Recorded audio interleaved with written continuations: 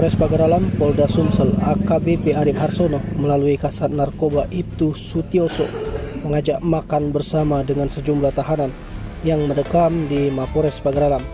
Saat ngobrol, Kasat Narkoba memberikan nasihat dan pesan-pesan agama.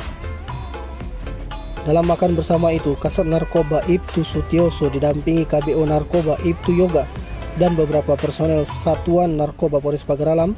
Suasana penuh kebersamaan dan kekeluargaan terlihat jelas dalam momen makan bersama tersebut. Mereka duduk melantai di dalam ruangan tahanan, berbaur dengan para tahanan sambil menikmati nasi bungkus dengan lauk ayam bakar dan ayam goreng. Sesekali terdengar gelak tawa di tengah-tengah suasana makan tersebut. Dalam kesempatan itu, Kasat Narkoba Ibtu Sutioso memberikan nasihat dan pesan-pesan agama kepada para tahanan Polres Pagaralam. Kasat Narkoba bersama dan berharap melalui momen sederhana itu para tahanan bisa tergerak hatinya.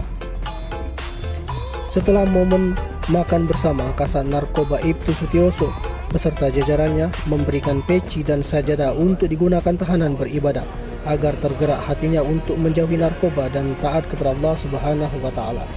Tim Liputan Subsalade TV melaporkan.